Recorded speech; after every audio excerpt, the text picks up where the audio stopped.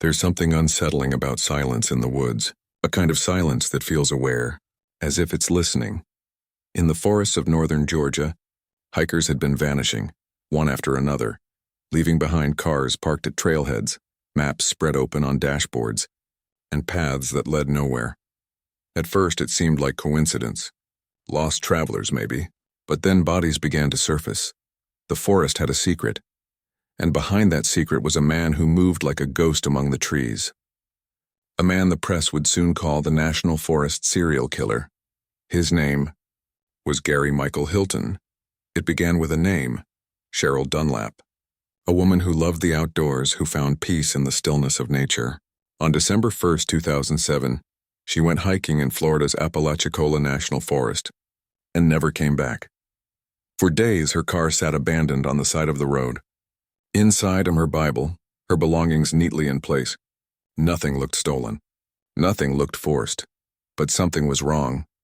When search teams pushed deeper into the forest, they found her body, hidden among the pines, mutilated, left in a way that told investigators this wasn't random. This was ritual, and whoever did it had done it before. The forest was no longer a place of quiet escape. It had become a hunting ground. Before the headlines, before the fear, Gary Michael Hilton was just another man trying to find his place in the world. Born in 1946, Hilton grew up moving from state to state, restless, unsettled. As a young man, he joined the U.S. Army, serving during the Vietnam era. But even then, something about him was off. Fellow soldiers described him as quick-tempered, unpredictable, a man who could turn from calm to chaos in seconds. After his discharge, Hilton drifted through life, working odd jobs, living out of his van, always on the move. He never stayed anywhere long enough to build roots or relationships. Those who met him later would recall his piercing stare, his strange stories, and his obsession with survivalism, living off the land, disappearing into the wilderness whenever he pleased. By the early 2000s, Hilton had become a ghost of society, isolated, paranoid, and angry. The world had turned its back on him, and he was ready to return the favor. Some say the forest gave him peace. Others say it gave him purpose. Either way, that's where the killings began. After Cheryl Dunlap's murder, investigators began digging deeper, and what they found sent chills through every department involved. Across Georgia, North Carolina, and Florida, there were other disappearances. Hikers, campers, outdoor lovers, each vanishing under eerily similar circumstances. Vehicles abandoned near trailheads, maps left open on dashboards, the same quiet forest swallowing their tracks. It wasn't just coincidence. It was a pattern. In 2005, John and Irene Bryant, an elderly couple from North Carolina, had gone hiking in the Pisgah National Forest. They never came home. Months later, their remains were found miles apart. Irene's body dumped. John's skull discovered near a remote creek bed. In Georgia, another case mirrored the same story. A young woman, Meredith Emerson, last seen hiking with her dog near Blood Mountain in 2008. Each scene told the same story. A sudden disappearance, a struggle and silence that followed. It was as if someone was stalking the wilderness, waiting for those who trusted the solitude of nature, and turning that trust into terror. Law enforcement began to see what no one wanted to admit. A serial killer was using the forest as his hunting ground. By early 2008, fear had begun to spread through the southern states. Hikers started canceling trips. Campgrounds emptied overnight. The same peaceful trails that once drew families and adventurers now carried a quiet sense of dread. Local sheriffs were under pressure, different jurisdictions, different states, but the same kind of terror. Each department had its own missing persons file, yet none realized they were chasing the same ghost. That changed when the FBI stepped in. Agents began connecting the dots, the matching methods, the timing, the geography. Every clue led them back to a single type of suspect, a man who lived off the grid, surviving in his van, slipping through forest roads and rest areas like smoke through trees. Witnesses reported seeing a thin, graying man with a dog often near trailheads, asking strange questions about hiking routes. He seemed harmless at first and just another drifter, but there was something uneasy about him. something that lingered after he walked away. As the FBI profilers dug deeper, a picture began to form of a man who had learned how to disappear, who could camp for weeks without being seen, and who understood that in the wild no one could hear the screams. And soon, the name Gary Hilton began to surface, a name that would turn every quiet trail into a place of suspicion. After years of eluding law enforcement, Gary Hilton's freedom finally slipped through his fingers in the most unexpected way: a stolen vehicle. In the summer of 2008, Hilton was caught driving a truck that didn't belong to him. Local authorities quickly traced the theft, and surveillance cameras captured a glimpse of a man who matched witness descriptions from trailheads and rest stops across 3 states. The investigation escalated quickly. Officers, once scattered across multiple jurisdictions, now had a suspect in their sights. A man who had vanished into forests, leaving fear and tragedy in his wake, was suddenly tangible, someone they could finally confront. When authorities located Hilton, there was no chase, no dramatic showdown, just a quiet arrest, the culmination of months of profiling, witness accounts, and painstaking detective work. The man who had stalked the wilderness, the one who had turned national forests into hunting grounds, was finally in custody. Yet even as Hilton was taken into custody, the questions remained. How many victims?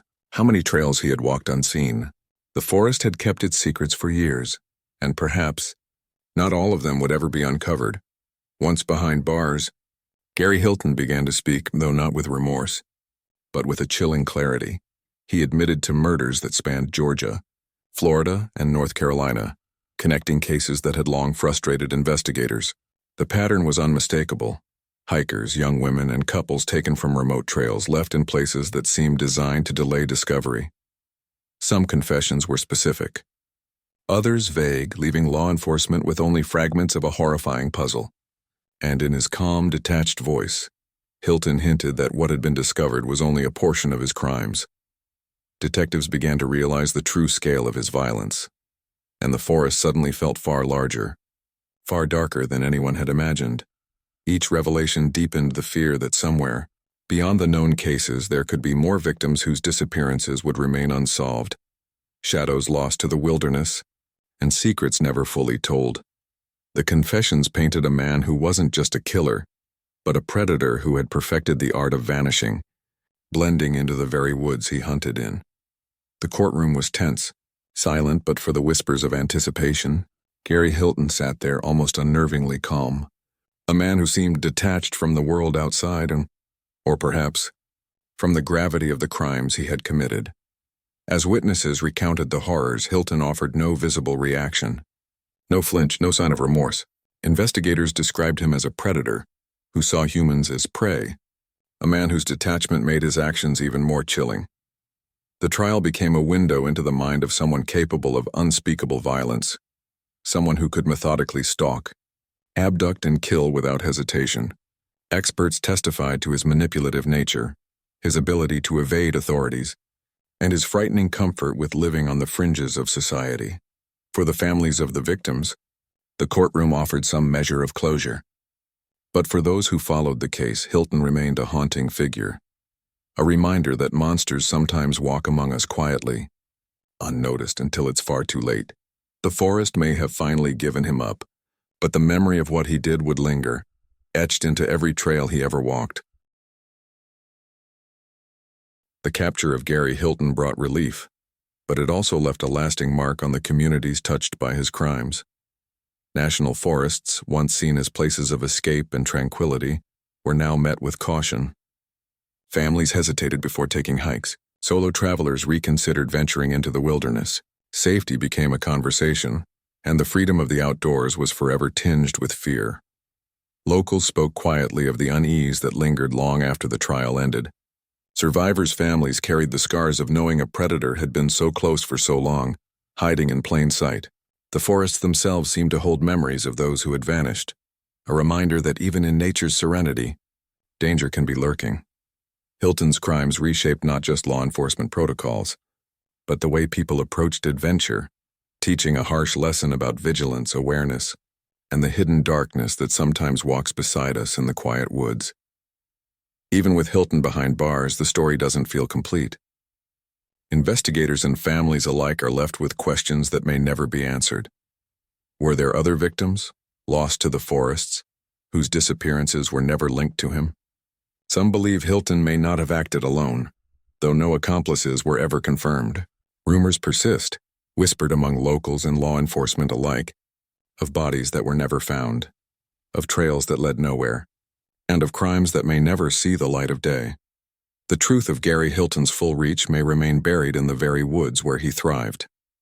And as unsettling as it is to consider, the darkness that allowed him to operate so freely leaves a lingering fear that some of his secrets, like the whispers of the forest, will never be fully revealed.